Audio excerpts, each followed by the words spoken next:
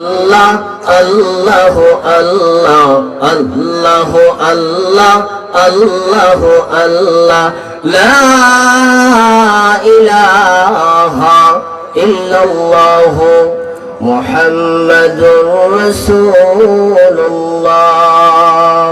সাল্লাল্লাহু আলাইহি ওয়াসাল্লাম।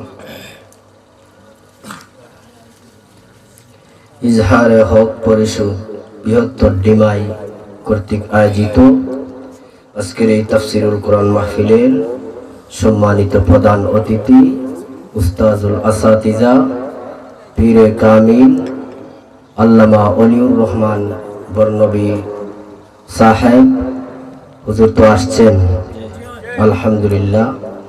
আল্লাহ তাআলা হুজুরের বরকতে হয়তো এই মাহফিলটা কবুল করে নিছেন। আল্লাহ তাআলা কবুল করেন বলেন আমিন। আরো বিশেষ অতিথিবৃন্দ সকলেই আসছেন তো ইনশাআল্লাহ, আলহামদুলিল্লাহ। আল্লাহ তাআলা কবুল করেন এবং সকলের কথাগুলো আপনার আমার হেদায়েতের উসিলা হিসাবে আল্লাহ তাআলা কবুল করে নেন বলেন আমিন। আমি মূল আলোচনায় চলে যাই। রাত অনেক হয়ে গেছে, এই সময়টা বয়ানের সময় নয়। আর যেহেতু আপনাদের সামনে আসতে পেরেছি, কিছু একটা বাপ দেখাইয়া তো যাইতে হবে, ঠিক কিনা ভাইরা আমার? আপনাদের এলাকায় আমি নতুন, কিন্তু আপনাদের এলাকার সন্তান আমি, হয়তো অনেকে চিনেন না। তাকে গোলাপগঞ্জ, ঠিক, তবে আমার বাড়ি দুবারতল। বাড়ি কই? দুবারতল। আল্লাহ তাআলা দিনের দাঈ হিসাবে কবুল করেন বলেন আমিন। আপনাদের সামনে সূরা আবাসের 3 খানা আয়াতে কালিমা তিলাওয়াত করেছি। আল্লাহ তাআলা যদি তৌফিক দান করেন তাহলে এই আয়াতকে সামনে রেখে আপনাদের সামনে কিছু আলোচনা করতাম। আল্লাহ তাআলা তৌফিক দান করেন বলেন আমিন। আল্লাহ রাব্বুল আলামিন আজ থেকে ১৫০০ বছর আগে বলেছেন, কুতিলাল ইনসানু মা আকফারা, ও মানুষ তোমরা ধ্বংস হও, ও মানুষ তোমরা ধ্বংস হও। কেন বলছেন যে মানুষ তোমরা ধ্বংস হও? মানুষ তার রবের প্রতি অবাধ্য, অকৃতজ্ঞ, নিমক হারাম হয়ে গেছে। কি হয়ে গেছে? খায় আল্লাহর, গুণ গায় হাজার, আছে না নাই? খায় আল্লাহর, গুণ গায় বাবার। এজন্য মানুষ নিমক হারাম। ফার্সিতে একটা প্রবাদ আছে, নিমক কুরদি নিমক দ্বারা শিকস্তি, অর্থাৎ গুণ খায়, খাইয়া গুণ গাওয়া তো দূরের কথা, নিমক দান বাইঙ্গা দে, তারে কয় নিমক হারাম। নুন খায় খার আল্লাহ, ডাক দে খারে খাজারে। কেউ ফিরে না খালি হাতে, কাজা তোমার দরবারে। হ্যাঁ, কেউ ফিরে না খালি হাতে, বাবা তোমার দরবারে। আছে না নাই? এই জন্য আল্লাহ বলছেন, কুতিলাল ইনসানু মা আকফারা, ও মানুষ তোমরা ধ্বংস হও। কিন্তু আজও পর্যন্ত আমরা তো ধ্বংস হইলাম না। এই আয়াতের ব্যাখ্যায় তাফসীরের কিতাবে মুফাসসিরিনে কেরামরা 3টা কারণ লিখেছেন। কয়টা কারণ লিখেছেন? সেই 3টা কারণ আজকে আলোচনা করার সময়ও নাই, আর এখন আলোচনা করার সময়ও নাই। একটা কারণ বলবো, আর যদি ভবিষ্যতে আপনাদের এলাকায় আসা পড়ে তাহলে বাকি 2টা কারণ বলে শেষ করব। শুনতে রাজি আছেন তো? বসবেন না আমাকে রেখে চলে যাবেন? বসবেন। আল্লাহ তাআলা কবুল করেন বলেন আমিন। এখন আসেন, আল্লাহ রাব্বুল আলামিন কেন বললেন যে মানুষ তোমরা ধ্বংস হও? যে মানুষ কি হইছি? নিমক হারাম হয়ে গেছে। আল্লাহ বলেন, ইন্নাল ইনসানা লিরাব্বিহি লাকানুদ,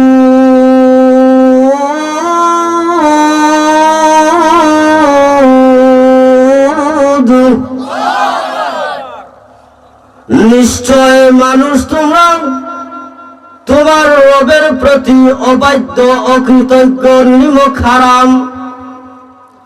ও মানুষ, আমি আল্লাহর প্রতি তোমরা নিমক হারাম অবাধ্য কৃতজ্ঞ হয়ে গেছো। বান্দারে খাস আমি আল্লাহর গুণগান গাছ তোর বাবার। ও মানুষ, তুমি আমি আল্লাহর প্রতি অবাধ্য কৃতজ্ঞ নিমক হারাম হয়ে গিয়েছ। এজন্য আমি আল্লাহ বলেছি তোমরা ধ্বংস হও। ও বান্দা, তুই এর উপর উপলব্ধি করে যদি আমি আল্লাহর কাছে ফিরে এসে কাঁদলাম, প্রভু গো সারা জিন্দেগি খারামি করেছি, হে প্রভু মেহেরবানি করে আমি খারাম বান্দাকে ক্ষমা করে দাও। আল্লাহ বলেন, বান্দা তোর আত্মসমর্পণ যদি আমি আল্লাহর দরবারে করে নেস, ও বান্দা আমি আল্লাহ হইলাম রহমান, আমি আল্লাহ হইলাম রহিম। বান্দা আমি আল্লাহর কাছে চাইতে দেরি হবে, আমি আল্লাহ তোর মতো নাফরমানকে ক্ষমা করতে দেরি করব না। এজন্য আল্লাহর কাছে কি করতে হবে? ক্ষমা চাইতে হবে। নিমক হারামি করেছো ঠিকই, এর উপর উপলব্ধি করে আল্লাহর কাছে ফিরে আসো। কি গোলাটা নেব, এর উপর উপলব্ধি করে আল্লাহর কাছে ফিরে আসো, আল্লাহ ক্ষমা করে দিবে। গেল যে ধ্বংস হওয়ার জন্য কেন বলেছেন যে মানুষ নিমক হারাম হয়ে গেছে। এখন আসেন, এখনো ধ্বংস হইলাম না, এই কারণ কি? আমি বিস্তারিত আলোচনা করার এখন সময় নাই, সংক্ষেপে 2-4 কথা হইয়া শেষ করে দিব। যে 1500 বছর আগে আল্লাহ বলছেন ধ্বংস হও, কিন্তু এখনো ধ্বংস হইলাম না। কারণ কি? ছেলেমেয়েরা যখন দুষ্টামি করে, মা বাবার কথা শুনে না, তখন মা বাবা গুসা হয়ে তার ছেলে মেয়েকে বলেনি যে যেহেতু আমার কথা শুনছে না, আল্লাহ টাটা পড়ুক, তোর উপরে আল্লাহ টাটা পড়ুক। আসলে মা হয়নি টাটা পড়ার লাগে না। আল্লাহ বলেন, হে পৃথিবীর মানুষ, আমি আল্লাহ বলেছি তোমরা ধ্বংস হও। আসলে ধ্বংস হওয়ার জন্য বলি না বান্দারে, আমি আল্লাহ বলেছি আকিমুস সালাহ। সুবহানাল্লাহ। ও আল্লাহ, আমি আল্লাহ বলেছি আকিমুস সালাহ, তোমরা নামাজ কায়েম করে নাও। কিন্তু না, তোমরা নামাজ পড়ো না। আমি আল্লাহ বলেছি কুতিবা আলাইকুমুস সিয়াম, তোমরা রমজান মাসে রোজা রাখো। আল্লাহ বলেননি ও আল্লাহ কিন্তু না, তোমরা রমজান মাসে রোজা রাখো না। হোস্টেলের লাল পর্দায় ঢুকিয়া দিনের বেলা ডাইলের বড়া মুখদেশ দেনি আসেনি, বড় লেখায় মাতইনা দিক আপনারা মাতবা। ও আল্লাহ, আমি আল্লাহ বলেছি সুদ খাইও না, কিন্তু তোমরা সুদ ছাড়ো না। আমি আল্লাহ বলেছি ঘুষ খাইও না, আসেনি ঘুষখোর। যেমন বিচারি আছে, যদি 500 টাকা তার দেখাইলেন তে তোমার পক্ষে রায় হয়ে যাব, আসে না? ও আল্লাহ, আমি আল্লাহ বলেছি ঘুষ খাইও না, তোমরা কিন্তু ঘুষ ছাড়ো না। আমি আল্লাহ বলেছি আমি আল্লাহর হুকুম লঙ্ঘন করিও না। বান্দারে, তোমরা কিন্তু আমি আল্লাহর হুকুম ধরো না। ও আল্লাহ, আমি আল্লাহ বলেছি পরের হক নষ্ট করিও না। আসেনি নষ্ট করডা আইলো টেলায় 1 ইঞ্চি লাগিও টেলা টেলি করে, আসে না? না। ও আল্লাহ, আমি আল্লাহ বলেছি আমি আল্লাহর হুকুম লঙ্ঘন করিও না। বান্দারে তোমরা কিন্তু আমি আল্লাহর হুকুম ধরো না। ও বান্দা, এই জন্য আমি আল্লাহ বলেছি ধ্বংস হো না, তোরা ধ্বংস হওয়ার জন্য বলি না। এ বান্দা, এর উপর উপলব্ধি করে যদি আমি আল্লাহর দরবারে ফিরে আসো, বান্দারে আমি আল্লাহর দরবারে ফিরতে দেরি হবে। আমি মহান আল্লাহ তোর মতো নাফরমানের জিন্দেগির গুনাহ মাফ করতে দেরি করব না। ইন্নাহু কানা তাওয়াবা,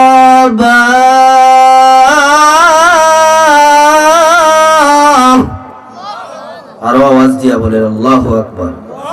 নিশ্চয় আমি আল্লাহ তওবাকারীর তওবা ফিরত দেই না। এর অর্থ হইল নিশ্চয় আমি আল্লাহ আত্মসমর্পণকারীকে আমি আল্লাহর রহমতের কুলে উঠাইয়া নেই। সুবহানাল্লাহ। তো এক নম্বর কারণ হইল যে আল্লাহ বলছেন ধ্বংস হও। এখান থেকে বুঝলাম আসলে ধ্বংস হওয়ার জন্য বলেন নাই, আপনার আমার আচরণের উপর গুসা হইয়া আল্লাহ বলছেন তোমরা ধ্বংস হও। আসলে ধ্বংস হওয়ার জন্য বলেন নাই। অর্থ হইল এর উপর উপলব্ধি করে ফিরে আসো, আমি আল্লাহ মাফ করে দেব।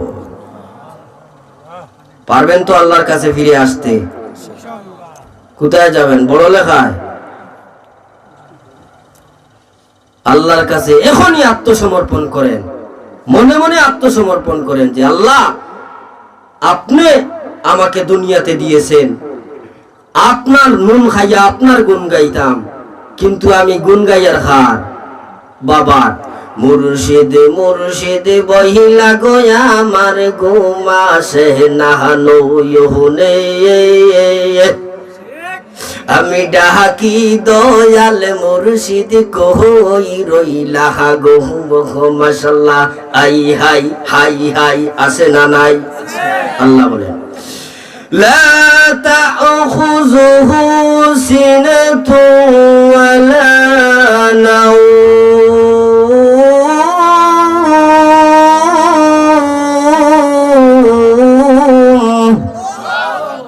হে বান্দা, তুই মুর্শিদ মুর্শিদ বলিয়া তোর ঘুম আসে না, কিন্তু তোর মুর্শিদে সারা দে না।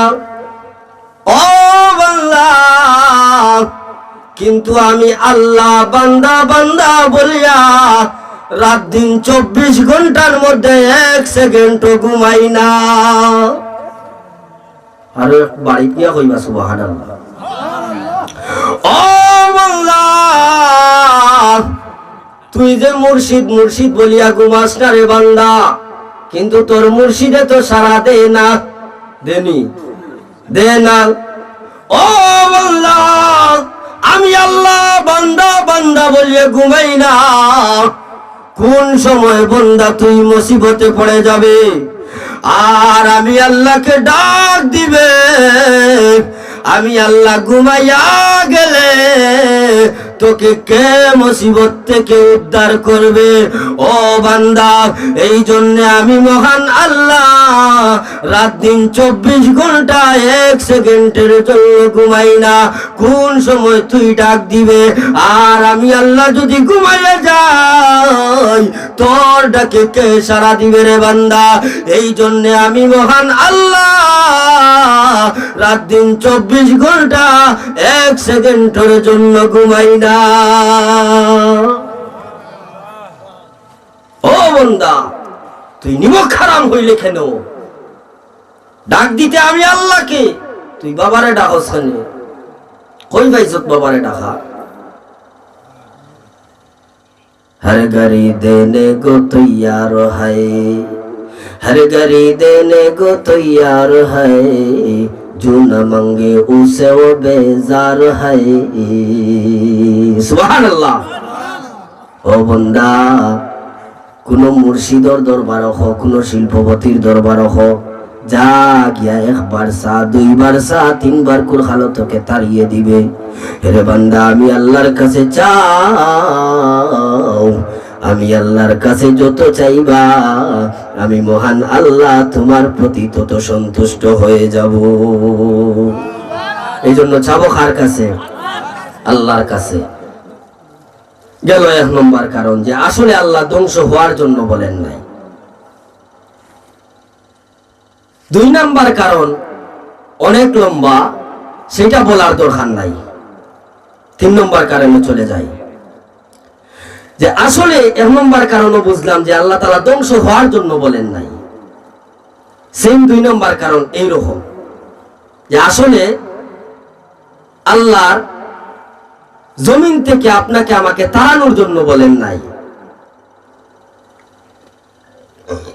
আপনার আমার আচরণের উপর গুসা হইয়া আল্লাহ বলছেন ফানফুজু, বের হও। আসলে পরের আয়াতে আল্লাহ বলেন লা তানফুজুনা ইল্লা বিসুলতান, বের হওয়ার জন্য বলি নাই। আমি আল্লাহর জমিন থেকে বের হয়ে কোথায় যেতে পারবে না, তোর আচরণের উপর গুসা হইয়া আমি আল্লাহ বলছি বের হো। এই কারণটা আমি বললাম না, অনেক লম্বা কারণ। আসেন 3 নম্বর কারণ, যে ধ্বংস হবে তাতেও কোনো সন্দেহ নাই। ফেরাউন ধ্বংস হয়নি, আল্লাহর সাথে পাল্লা দিতে চাইছে, ধ্বংস হয়েছে নি? নমরুদ, কারুন, হামান সব ধ্বংস হয়েছে। ও দুনিয়ার নাস্তিক মুরতাদরা, যারা আলিমদেরকে নিয়ে খেলা করতেছো, যারা কোরআন নিয়ে খেলা করতে চাও, যারা ইসলাম নিয়ে খেলা করতে চাও, যেইভাবে নমরুদ ধ্বংস হয়েছে, যেইভাবে কারুন ধ্বংস হয়েছে, যেইভাবে হামান ধ্বংস হয়েছে, ফেরাউন ধ্বংস হয়েছে, একদিন এই মাঠের প্লেয়ার যারা খেলোয়াড় প্লেয়ার, তোমরাও একদিন ধ্বংস হবে, ধ্বংস হবে। ধ্বংস থেকে কেউ রেহাই পাবে না। অবশ্যই যেই দিন আল্লাহর সাহায্য আসবে, সকল নাস্তিক মুরতাদরা ধ্বংস হয়ে যাবে। জুড়ে বলেন ঠিক কিনা? ভাইরা আমার, নমরুদ ধ্বংস হইছে, আবু জাহেল, আবু লাহাব ধ্বংস হইছে। কেমনে ধ্বংস হইল? আল্লাহর নবী, বিশ্ব নবী রাহমাতুল লিল আলামিনকে যখন আল্লাহ জানাইয়া দিলেন, ওগো নবীজি এবার মানুষের সামনে তুলে ধরুন লা ইলাহা ইল্লাল্লাহু মুহাম্মাদুর রাসূলুল্লাহ। আল্লাহ নবী, বিশ্ব নবী রাহমাতুল লিল আলামিন বাড়িতে যাইয়া খাদিজাতুল কুবরা রাদিয়াল্লাহু আনহাকে ডাক দিয়া বললেন, ও খাদিজা, আমার শরীর মোবারকের মধ্যে জ্বর হয়ে গিয়েছে। খাদিজা গো, আমাকে একটু কম্বল দিয়ে আবৃত করে ডেকে রাখো। খাদিজাতুল কুবরা রাদিয়াল্লাহু আনহা আল্লাহর নবীকে কম্বল দিয়ে ওইভাবে আবৃত করে ডেকে রেখেছেন।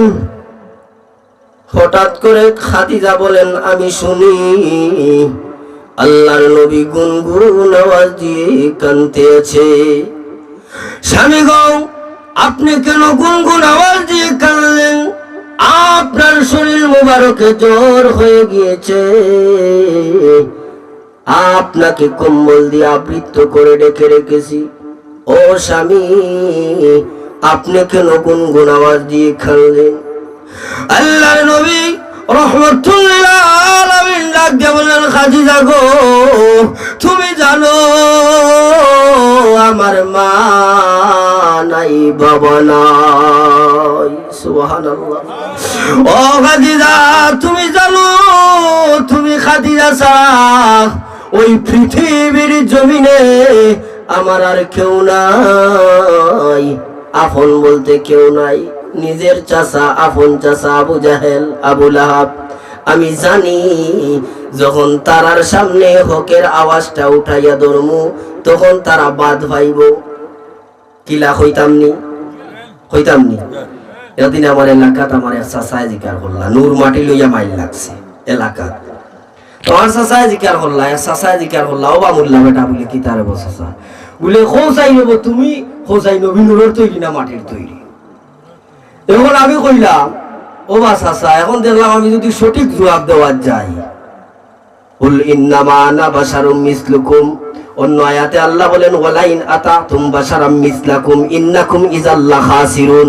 আমি যদি সঠিক জবাব দেওয়া যাই, এখন জবাব দিতাম না, তে আমি হয়তো পিঠাও খাইতাম পারি। তো এর চেয়ে আমি হিকমত অবলম্বন করিলাই, অর্থাৎ হকর আওয়াজটা দিলেও আমি বিদ্যুৎ হয়ে যাব। এর চেয়ে আমি কিতা করিলাই, হিকমত অবলম্বন করিলাই। কিতা করিলাই? হিকমত অবলম্বন করিলাই। কইলাম ও চাচা বলে কিতা বলে, যে সময় আল্লাহ নবীরে আল্লাহ বানাইছেন এই সময় রে বা আমি আসলাম না, আর আমি কইতাম পারতাম না কিতা দি বানাইছেন। সুবহানাল্লাহ।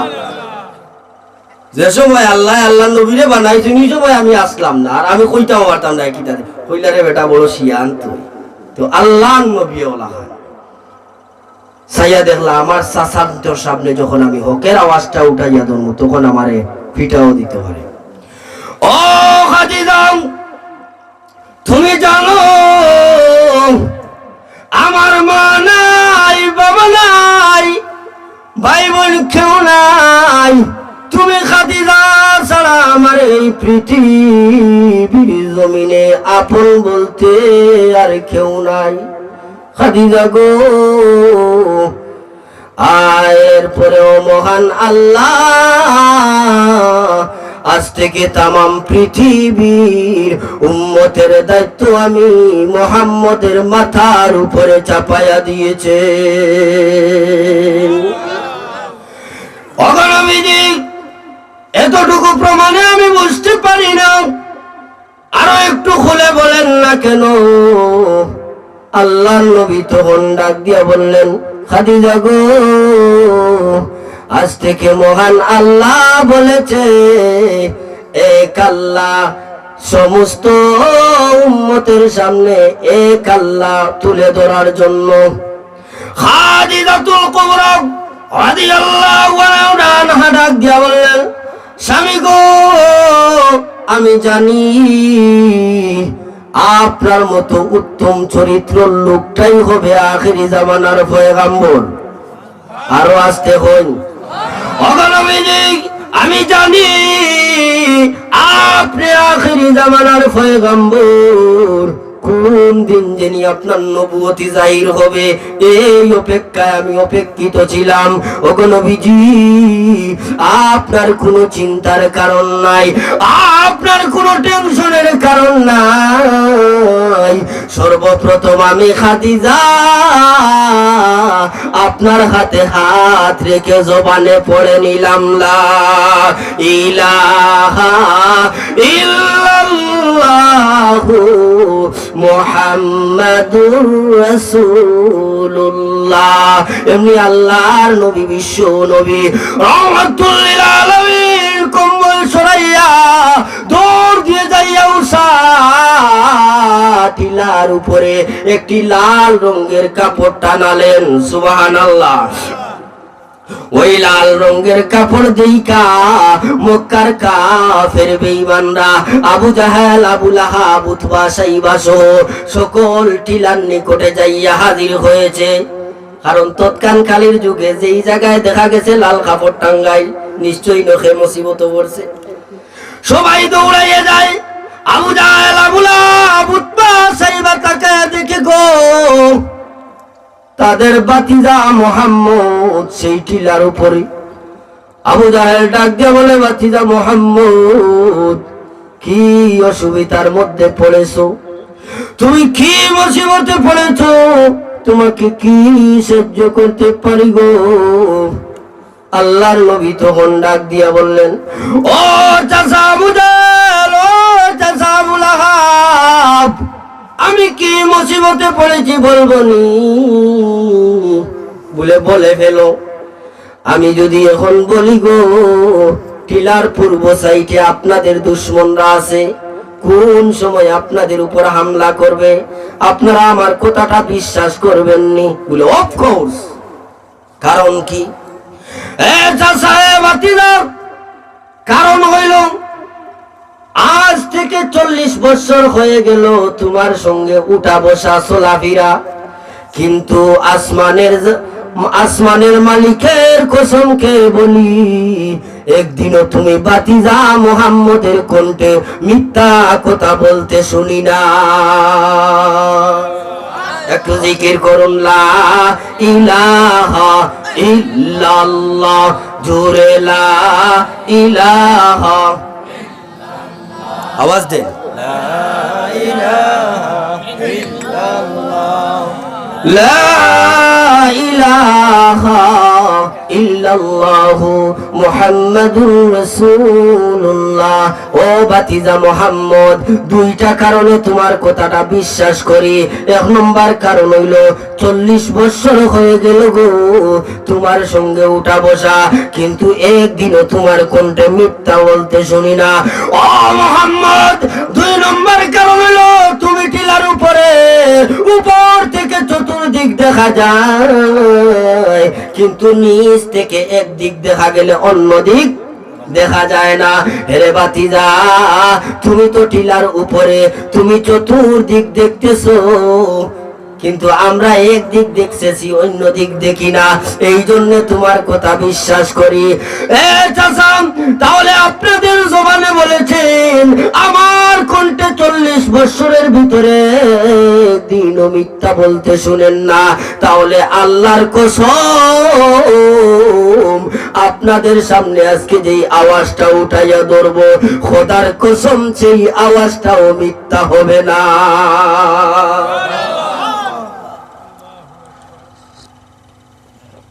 বালা লাগেননি, আরো 10 মিনিট করতাম নি বয়া, লম্বা হইত ভাইরা আমার। আল্লাহর নবী রহমাতুল্লিল আলামিন ডাক দিয়া বলেন, ও চাচা আবু জাহেল, ও চাচা আবু লাহাব, 40 বছর হয়ে গেল একদিনও মিথ্যা বলতে শুনো না। আল্লাহর কসম আজকে আপনাদেরকে যেই দাওয়াত দিয়ে দিব, সেই দাওয়াতটাও মিথ্যা হতে পারে না। আবু লাহাব ডাক দিয়ে বলল, ভাতিজা মুহাম্মদ, কি দাওয়াত সেটা বলো। আপনারা সামনে সামনে আইলে মজা বাড়ি, সামনে চাল লইয়া সামনে আইলে,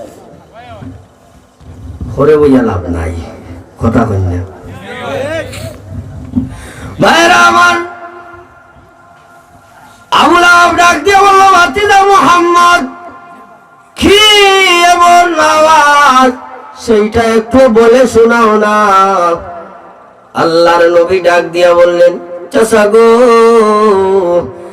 আজ থেকে 360 মূর্তির পূজা ছেড়ে দিয়া এক আল্লাহ স্বীকার করে নাও, জবানে পড়ে নাও লা ইলাহা ইল্লাল্লাহু মুহাম্মাদুর রাসূলুল্লাহ। সুবহানাল্লাহ।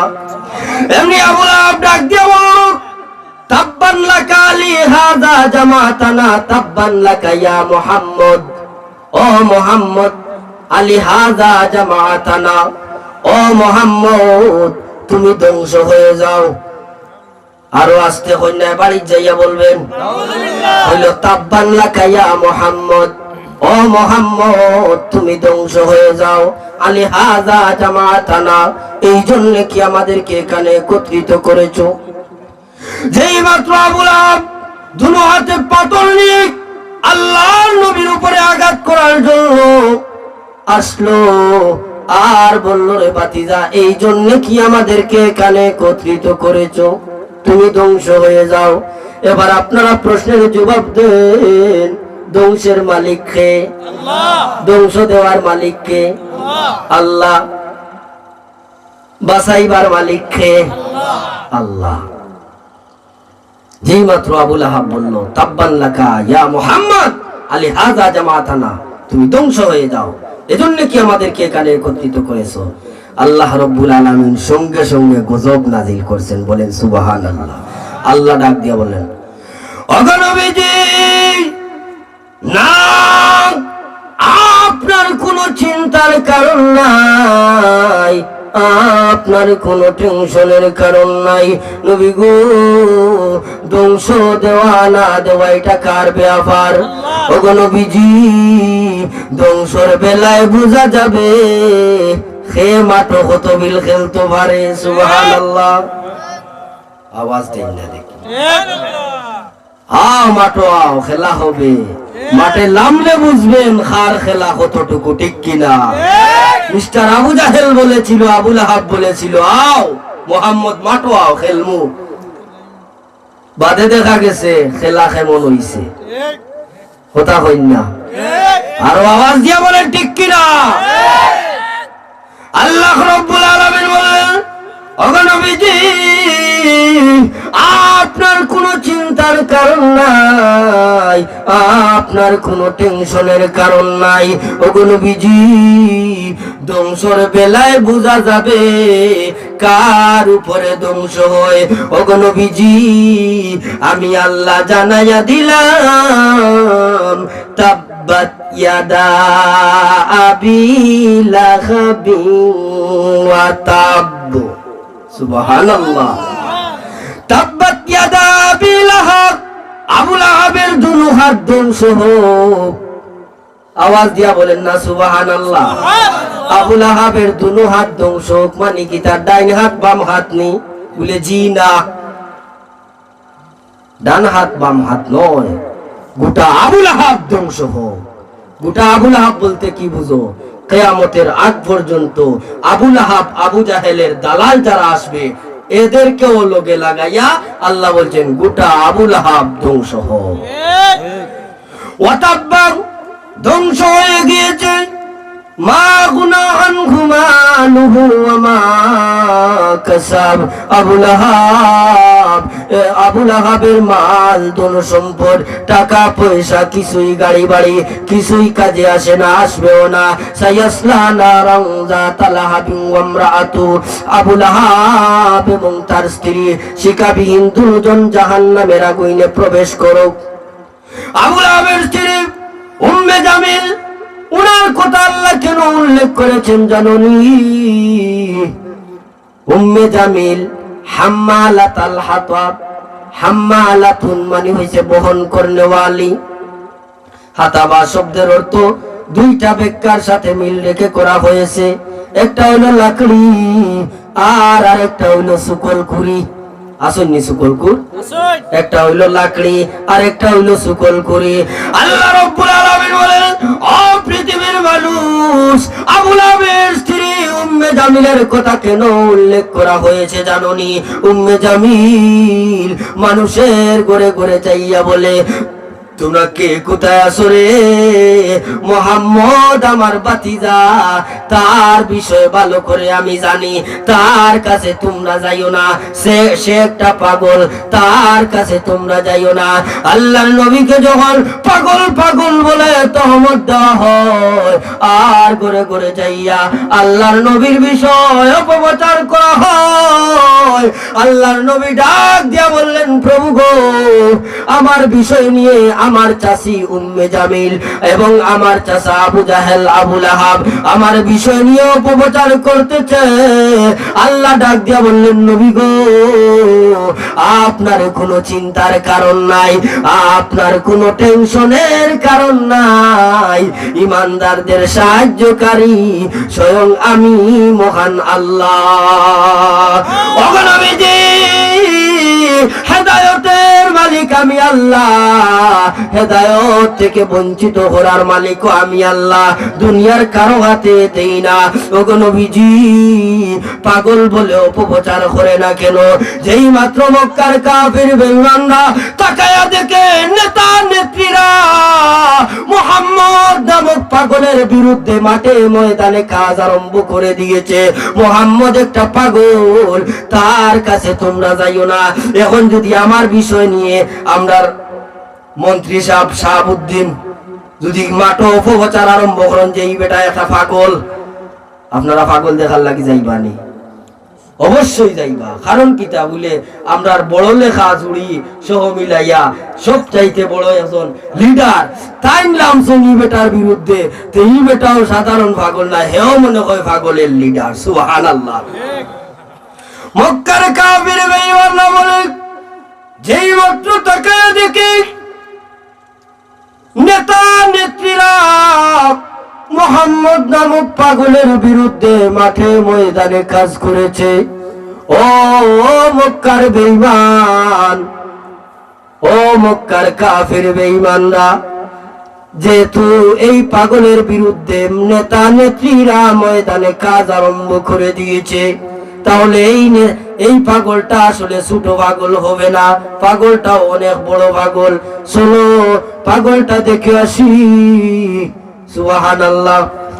পাগল দেখার জন্য যখন মক্কা থেকে খানায়ে কাবার দিকে মক্কার সমস্ত কাফির বেঈমানরা দলে দলে রওনা হয়েছে। পাগলটা ছোট পাগল নয়, পাগলটাও মনে হয় অনেক বড় পাগল।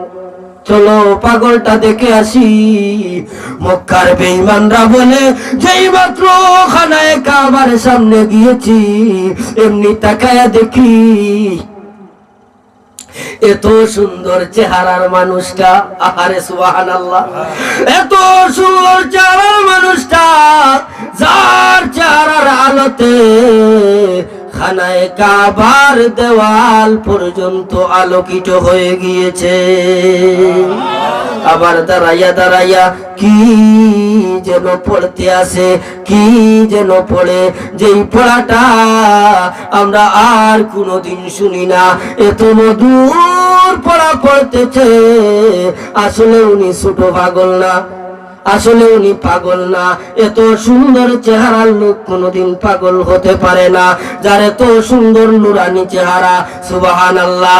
আবার দাঁড়াইয়া দাঁড়াইয়া কি যেন পড়ে, তামাম পৃথিবীর কোন পণ্ডিতের লেখা পড়া নয়, ওই পড়াটাই হবে যেমন আসানকদায়ক পড়া পড়তে আসে। না, উনি কোনো পাগল হতে পারে না, উনি আখেরি জামানার পয়গম্বর। আর আমাদের কোনো বুঝার বাকি নাই। ওগো নবী, আপনাকে পাগল দেখার জন্য এসেছি। ভুল করেছি, অন্যায় করেছি, অপরাধ করেছি। নবী গো, মেহেরবানি করে আমাদেরকে মাফ করে দাও। আর আজ থেকে আপনার হাতে হাত রেখে জবানে পড়ে নিলাম লা ইলাহা ইল্লাল্লাহু মুহাম্মাদুর রাসূলুল্লাহ। এবার দেখা যায় মক্কার যত কাফের বেঈমানরা আছে পাগল দেখার জন্য আসে, আসিয়া তারা নিজেই পাগলের প্রেমে পাগল হয়ে যায়। যত পাগল ছাগলরা আছে তারাও আসে, আসিয়া দেখা যায় এত সুন্দর দুনিয়ার সমস্ত পাগলদের পাগলামি পর্যন্ত দূর হয়ে যায়। একটু জিকির করুন লা ইলাহা ইল্লাল্লাহ, জোরে লা ইলাহা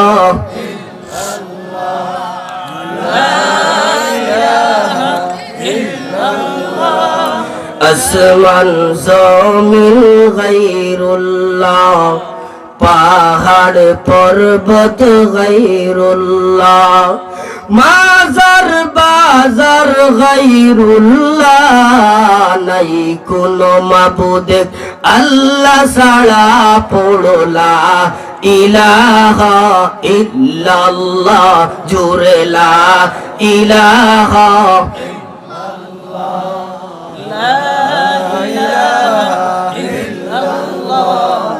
লা ইলাহা ইল্লাল্লাহ, লা ইলাহা ইল্লাল্লাহ, লা ইলাহা ইল্লাল্লাহ মুহাম্মাদুর রাসূলুল্লাহ। এবার মক্কার কাফির বেঈমানরা তো দলে দলে ওনার দরবারে এসে কালিমা পড়ে মুসলমান হয়ে যায়। আবু জাহেল, আবু লাহাব, উতবা, সাইবা তাকায়া দেখে ওইভাবে তো মক্কার বেঈমানদেরকে দমন করা যাবে না।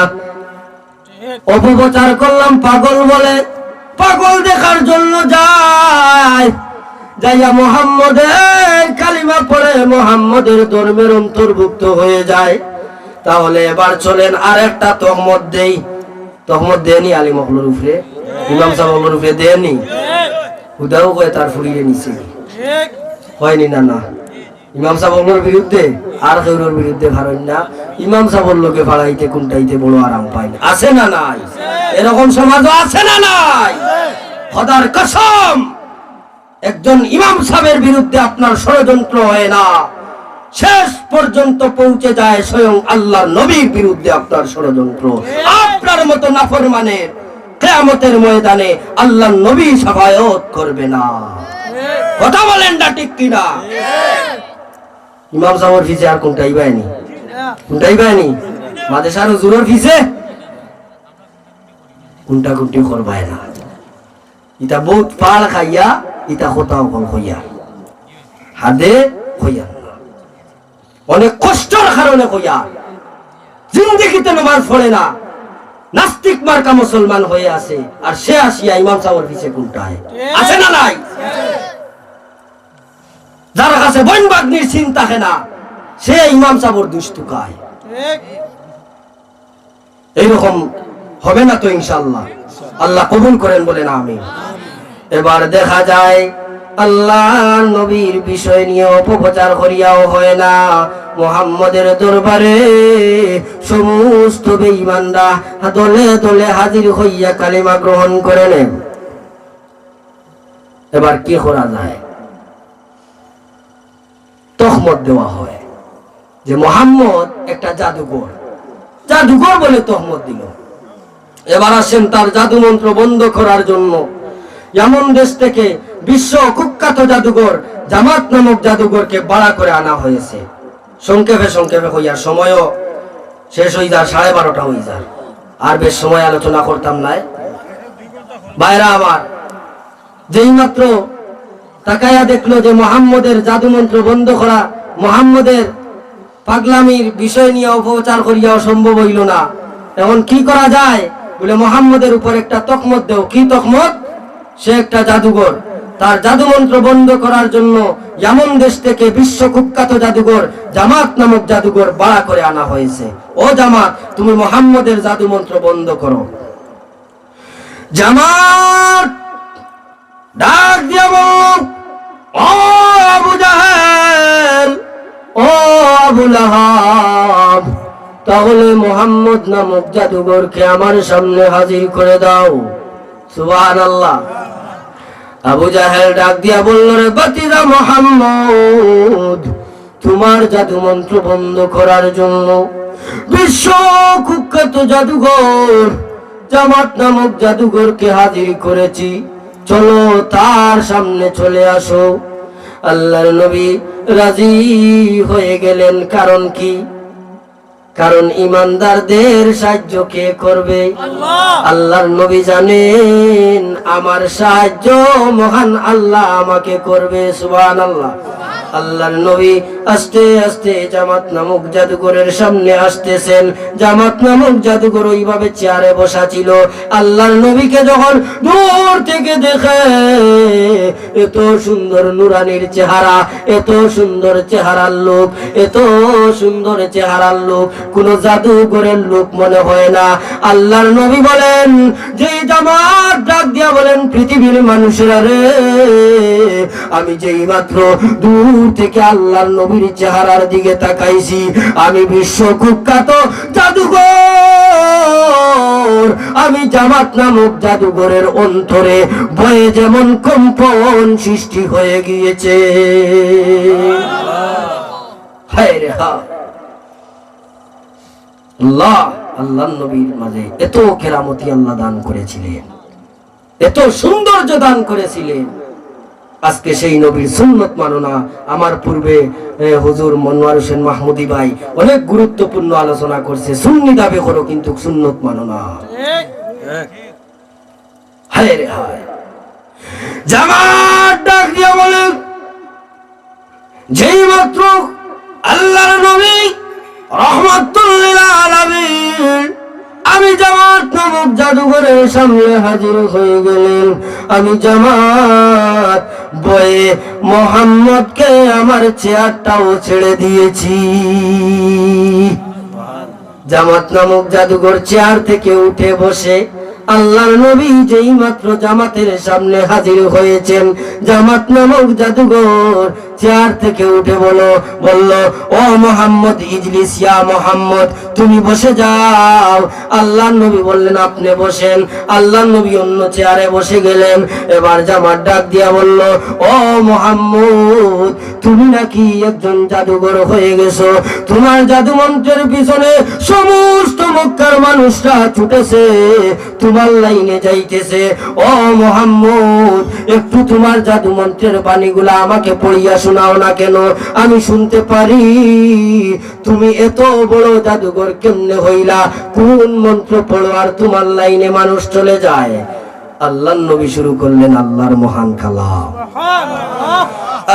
আমানার রাসূলু বিমা উনজিলা ইলাইহি মির রাব্বিহি ওয়াল মুমিনুন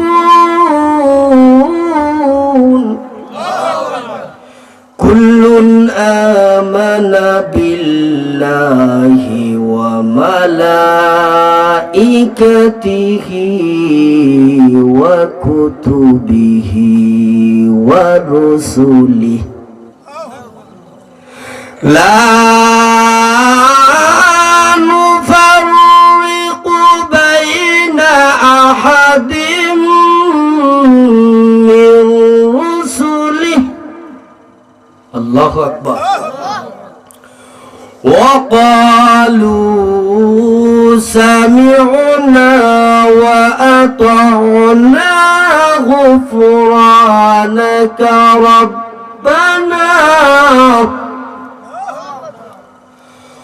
ربنا وإليك المصير.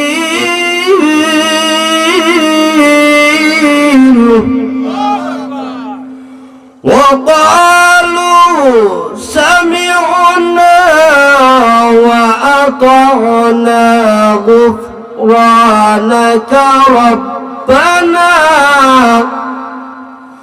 ربنا وإليك المصير.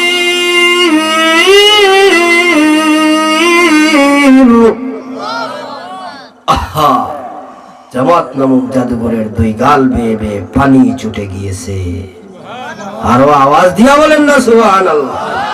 আবুল আহাব ডাক দিয়া বলল, ও জামাত, যাকে ভূত ছাড়াইবার জন্য আনলাম তাকে দেখি ভূতে পেয়ে গেল, কারণ কি? জামাত ডাক দিয়া বলে, ও আবু জাহেল, নিষ্ঠুর আবুল আহাব,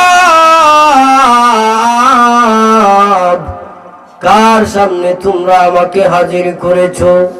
তোমরা জানো না?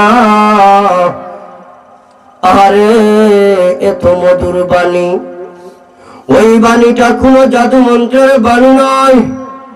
ও জামা, ও আবু জাহেল, ও আবুল আহাব, নিষ্ঠুর আবুল আহাব, তোমরা এখনো চিনো না উনি যে আখিরি জামানার পয়গম্বর। ও আবু জাহেল, ও আবুল আহাব, তোমরা যদি অনুমতি দাও রে, আমি বিশ্ব কুখ্যাত জাদুঘর জামাত নামক জাদুঘর প্রকাশ্যে ঘোষণা দিয়া যায়, উনি কোন জাদুঘর নয়, উনি কোন জাদু মন্ত্রের বাণী পড়ে না, উনি যে আখেরি জামানার পয়গম্বর, তাতে কোনো সন্দেহ নাই। ও আবু জাহেল, ও আবুল আহাব, তোমরা যদি অনুমতি দাও তাহলে আমি প্রকাশ্যে ঘোষণা করে দেই। উঠা উঠি আরম্ভ করি, সাড়ে দিন বয়ান কেউ লড়তায় পারতায় না, লড়লে 1000 টাকা দিয়ে যাই ভাই, মাথা তুললে 1000 টাকা দেবো না। রাত 12:30 বাজে যেই নুটি ভাই 1000 টাকা দিবে, শর্ত মানুনি?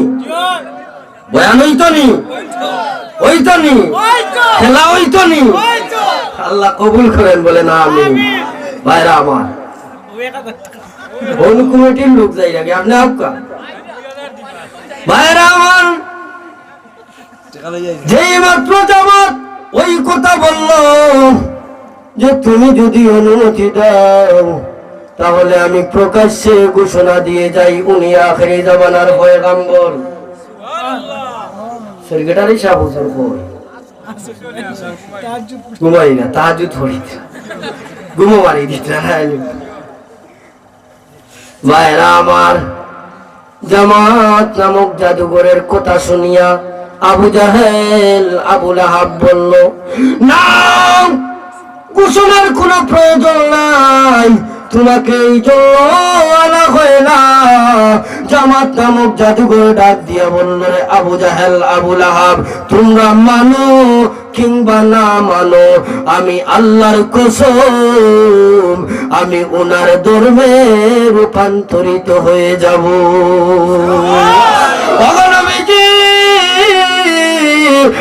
আপনার সঙ্গে বাহাস করার জন্য এসেছি, ভুল করেছি, অন্যায় করেছি, অপরাধ করেছি, নবী গো আমাকে ক্ষমা করে দাও। আর আজ থেকে আমি বিশ্ব কুখ্যাত জাদুঘর আপনি রহমতুল্লিল আলামিনের হাতে হাত রেখে আমি জামাতে জবানে পড়ে নিলাম, লা ইলাহা ইল্লাল্লাহু মুহাম্মাদুর রাসূলুল্লাহ। একটু জিকির করুন, লা ইলাহা ইল্লাল্লাহ, জোরে লা ইলাহা, আওয়াজ দেন, লা ইলাহা ইল্লাল্লাহ, জোরে লা ইলাহা। আসমানের মালিক যেই আল্লাহ, জমিনের মালিক সেই আল্লাহ, হায়াতের মালিক যেই আল্লাহ, মৌতের মালিক সেই আল্লাহ। পড়ো লা ইলাহা ইল্লাল্লাহ, লা ইলাহা ইল্লাল্লাহ, লা ইলাহা ইল্লাল্লাহ, জোরে লা ইলাহা ইল্লাল্লাহ, লা ইলাহা ইল্লাল্লাহ মুহাম্মাদুর রাসূলুল্লাহ। ভাইরা আমার, এমনি জামাত নামক জাদুঘর মুসলমান হয়ে গেল। তাকায়া দেখে কোনো মন্ত্র আর কাজ হয় না, মুহাম্মদের ধর্ম খালি বাড়তেই আছে, বাড়তেই আছে, বাড়তেই আছে। আমাদের মন্ত্র তো মানুষ শুনে না। সুবহানাল্লাহ। এটা কিসের কারণ? আল্লাহর নবীর মধুর কণ্ঠের তিলাওয়াত যেই ব্যক্তি শুনে সে মগ্ন হয়ে যায়। মক্কার কাফির বেঈমানরা আল্লাহর নবীকে যখন পাগল দেখার জন্য আসে, আসিয়া দেখে আল্লাহর নবী কোরআন পড়তেছেন, কোরআন পড়ার মাধ্যমে সমস্ত মক্কার কাফির বেঈমানরা পাগল পারা হয়ে যায়। এত মধুর পড়া আল্লাহর কোরআনের মধ্যে, এত মধুর পড়া আর কোনো পড়াই হতে পারে না। সেই কোরআনকে ধরো ও মুমিন ও তরুণ, সেই কোরআনকে ধরো, কোরআন পড়ো। কোরআন তোমাকে আল্লাহ রাব্বুল আলামিনের পথের প্রতীক বানায়া দিবে। আল্লাহর নবী বেশি বেশি কোরআন পড়তেন। আল্লাহর নবীর কোরআন পড়া দেখে দেখে কাফের বেঈমানরা পাগল হয়ে যেত।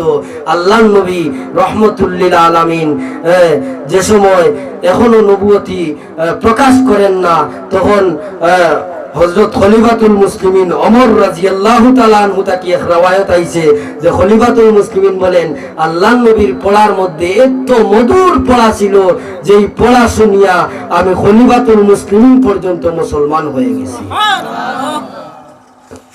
এদিন খলিফাতুল মুসলিমিন হযরত ওমর রাদিয়াল্লাহু তাআলা আনহু এই সময় ইয়ং আসলা, যুবক আসলা, আর তৎকালীন যুবকরা সন্ধ্যার শেষে এক এক বাড়িতে বসিয়া আড্ডা জমা করত, আড্ডা দোলা হইত, খেলাধুলায় লিপ্ত হইত। খলিফাতুল মুসলিমিন বলেন, আমি আমার বন্ধু বান্ধবের সাথে ক্লাবে চলে গেলাম। সেই দিন যাইয়া দেখি ক্লাবের মধ্যে কোনো বন্ধু বান্ধব নাই। এক বন্ধুর বাড়িতে গেলাম, যাইয়া দেখি সেখানেও কোনো বন্ধু বান্ধব নাই। ভাবলাম যে এই বন্ধুর বাড়ি হয়তো ক্লাবটা বসেছে আজকের জন্য, সেখানে চলে গেলাম। কিন্তু যাইয়া দেখি সেখানেও কোনো ক্লাব বসে না। আমি ফিরে বাড়ির দিকে আসা শুরু করলাম। এবার রাস্তায় আসতে সময় খানায় কাবার সামনে দিয়ে আসতেছি। খানায় কাবার সামনে দিয়ে যখন আসতেছি তখন মনে মনে ভাবলাম, যেহেতু খানায় কাবার সামনে দিয়ে যাইতেছি তো একটু তাওয়াফ করে নেই। চিন্তা করেন আল্লাহর কোরআনের কতটুকু পাওয়ার। সেই কোরআন ধরবেন তো ইনশাআল্লাহ? কোরআনের মাহফিল ধরবেন তো? তাফসীর মাহফিল ধরবেন তো ইনশাআল্লাহ? চিন্তা করেন, অতীতকালে আমরা ছোটবেলা দেখছি এইরকম একটা এলাকার যাত্রার আয়োজন করতো যুবকরা, আর বর্তমান যুবকরা একটা এলাকা আল্লাহর কোরআনের তাফসীরের ব্যবস্থা করে। সুবহানাল্লাহ। যাত্রা গান, সিনেমা গান, যত ধরনের গান বাজনা আছে সব কিছু আল্লাহর কোরআনে দূর করে দেয়। সুবহানাল্লাহ। এই কোরআন ধরবেন তো? খলিফাতুল মুসলিমিন বলে, যখন তাওয়াফ করা আরম্ভ করলাম, চিন্তা করেন কোরআনের কতটুকু পাওয়ার, কোরআনের কতটুকু আকর্ষণ। খলিফাতুল মুসলিমিন বলে, আমি যেই মাত্র তাওয়াফ করা আরম্ভ করলাম, হঠাৎ করে দেখি আমি খানায়ে কাবার মাকামে ইব্রাহিমের সামনে দাঁড়িয়ে মুহাম্মদ আল্লাহর নবী আল্লাহর কোরআন পড়তেছে, আর আমি খলিফাতুল মুসলিমিন মাকামে ইব্রাহিমের সামনে থেকে তাওয়াফ করা আরম্ভ করলাম। হজরে আসওয়াদ থেকে তাওয়াফ করা আরম্ভ করলাম, আর খানায়ে কাবার হাতিম পর্যন্ত চলে গেলাম। পিছন দিয়ে আল্লাহর কোরআন আল্লাহর নবী পড়তেছেন। কেমনে পড়তেছেন একটু পড়িয়ে শোনাই। আল্লাহর নবী পড়তেছেন সূরা শামস, والشمس وضحاها والقمر إذا تلاها والنهار إذا جلاها والليل إذا يغشاها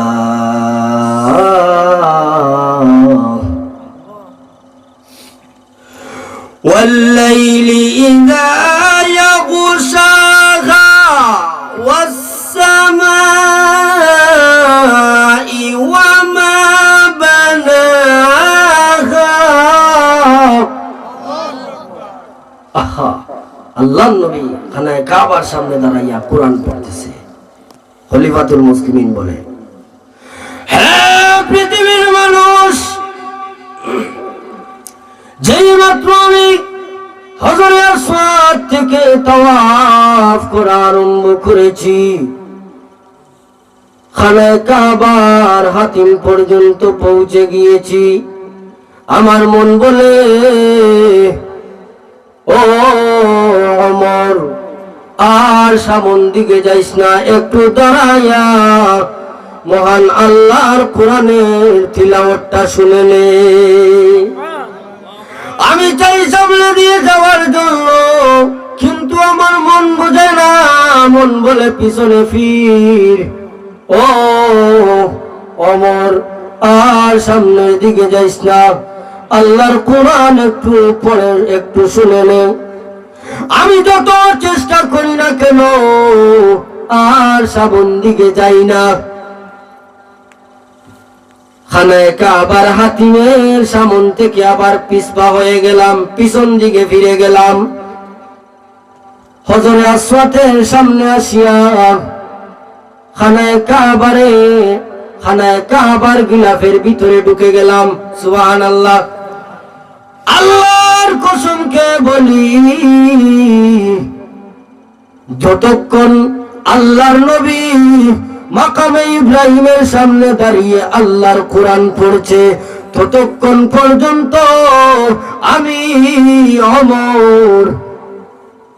আল্লাহর খানায় কাবার সামনে দাঁড়িয়ে দাঁড়িয়ে আল্লাহর মহান কালামের তিলাওয়াত শুনেছি। তখন থেকে আমার অন্তরে ইসলাম প্রবেশ করে নিছে। যদিও আমি ইসলাম পন্থী না হই, কিন্তু আমার অন্তরের ভিতরে ইসলাম খেলা আরম্ভ করেছে। কারণ হইছে আল্লাহ রাব্বুল আলামিন বলেন যে কোরআন ধরো বান্দা, কোরআনের আকর্ষণের চেয়ে উত্তম আকর্ষণ আর কিছুর হতে পারে না। ভাইরা আমার, এই জন্য কোরআন ধর্ম আর কোরআন ধরে ধরে যেন আল্লাহ রাব্বুল আলামিন আপনাকে আমাকে মওত পর্যন্ত পৌঁছার তৌফিক দান করেন, বলেন আমিন। ভাইরা আমার, কোরআন ধরেন, কোরআনের পক্ষে আসেন, অবশ্যই বিজয়ের মালা পরাইবে কে? আর কোরআন বিরুদ্ধে, কোরআন সুন্নাহ বিরোধী চলে যাবেন, ধ্বংস দিবেন কে? আল্লাহ। তাহলে এই ওয়াজ থেকে আমরা বুঝলাম যে ইসলামপন্থী হব, ঠিক ইসলামপন্থী হব। আল্লাহ যে বলছেন কুতিলাল ইনসানু মা আকফারা, ও মানুষ তোমরা ধ্বংস হও, এর ব্যাখ্যা তিনটা বুঝলাম। তিনটার মধ্যে একটা হইলো ধ্বংস হওয়ার জন্য বলেন নাই, উপলব্ধি করে ফিরে আসার জন্য বলছেন। আর আরেকটা হইলো ধ্বংস হবে, তাতে কোনো সন্দেহ নাই। কোরআন সুন্নাহর বিরুদ্ধে চলে যাবে, ধ্বংস হবেই হবে, তাতে কোনো সন্দেহ নাই। আর আবার কোরআন সুন্নাহর পক্ষে ফিরে আসবে, অবশ্যই বিজয়ের মালা পরাইবে কে? আল্লাহ। 313 জন সাহাবায়ে কেরাম বদরের যুদ্ধ আর ইহুদিরা 1000 সৈন্যের মোকাবিলা করিয়াও মহান আল্লাহ 313 জনকে বিজয়ের মালা পরাইয়া দিছে। ভাইরা আমার, আজও যদি আপনি আমি আল্লাহর কোরআনকে পরিপূর্ণভাবে ভালোবাসার নজরে আল্লাহর কোরআন বুকে নিয়ে জিহাদের ময়দানে ঝাঁপিয়ে পড়ি, অবশ্যই মহান আল্লাহ মুসলমানদের বিজয় ঘটাইবে, তাতে কোনো সন্দেহ নাই। রাজি আছেন তো ইনশাআল্লাহ? আল্লাহ কবুল করেন, বলেন আমিন। কোরআনের মহব্বত আপনার আমার অন্তরে ঢুকাইয়া দেন, বলেন আমিন। ভাইরা আমার, আল্লাহ রাব্বুল আলামিন যেন আল্লাহ এবং আল্লাহর রাসূলের পরিপূর্ণ ভালোবাসার মানুষ হওয়ার তৌফিক দান করেন, বলেন আমিন। ওয়া আখিরু দাওয়ানা।